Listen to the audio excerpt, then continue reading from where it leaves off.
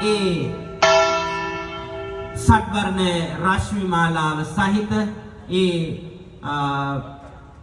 තුරන් රාජ්‍ය ඒ වගේම අලංකාර ජාතක කතාවක් වන තේමීය ජාතක කතාව රැගත් අලංකාර තොරණ විවෘත කිරීම මේ අවස්ථාවේදී සිද්ධ වුණා.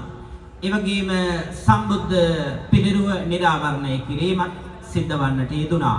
ඉතින් අලංකාර මෙවන් තොරන් රාජ්‍යයක් මේ ස්ථානයේ ඉදිරිපත් කරන්නේ ප්‍රථම වතාවට කියන කාරණේ අපට දැනගන්නට ලැබුණා. ඉතින් ඔබටත් පුළුවන්කම තිබෙනවා මේටත් වඩා විශාල තොරණක් මේ ස්ථානයේ ලබන වෙසක්කට ඉදි කරන්නට සතර පෙරුවේ දායක ඔබට ඒ වගේම තරුණ ව්‍යාපාරික ඔබ සැමට ඒ වගේම මේ විහාරස්ථානට අනුමත සියලු සංවිධානවල ඔබට හැකියාවක් තියනවා.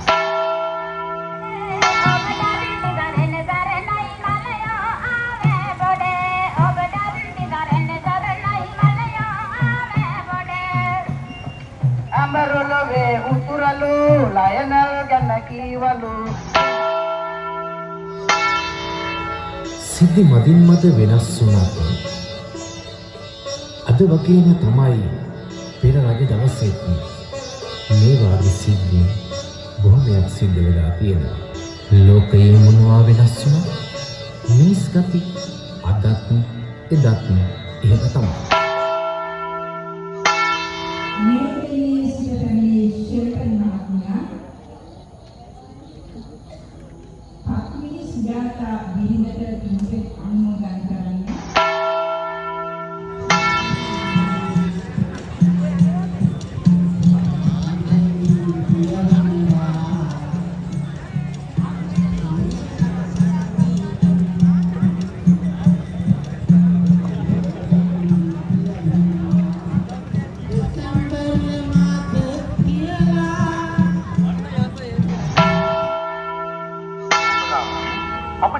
පාන්නේ නව යුවල ගමන් කළ ආකාරය. සිය සැමියාවන පුණ්‍යවර්ධන සිටුගේ දානය සඳහා සිටු මැදුරට කැඳවා තිබුණේ නග්න නිකන්නේ. ඔය අංග 12 දරන රූපරාමුවෙන් අපට පෙන්වා දෙන්නේ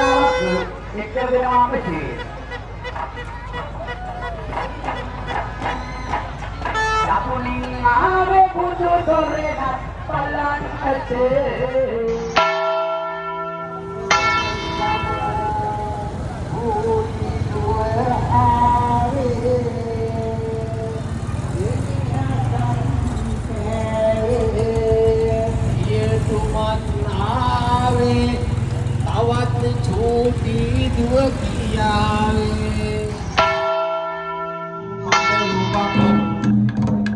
වසී කරයි දුටු දුටු වන්නේ තොරණී විදුලි මුගුරු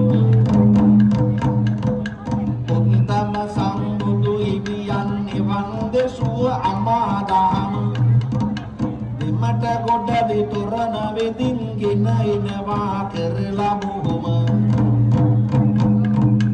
ඉන්වත ඔබ දෙනෙත අයා තොරණ දෙසට බලන් ඉන්න එකින් එකට කොටු ගණනට රූප හැකිය කියලා දෙන්න තව ටිකකින් සවන් දෙමු කොතොරණේ කතාව බොන්න හිතක වෙලා ඉන්න ඕන ඕම ඉතින් රැඳිලා ආධාරයක් ලබා දෙනවා කැලණිය රවිඳු විභාගයේ සාර්ථක වේවා කියන ප්‍රාර්ථනාවෙන් තවත් ආධාරයක් ලබා දෙනවා රත්නසිරි පානදුර දෙමාපියන්ට පින් ප්‍රාර්ථනා කරමින් තවත් ආධාරයක් ලබා දෙනවා කැලණිය උකර්ෂා අධ්‍යාපන කටයුතු सर्व प्रकारेण सार्थक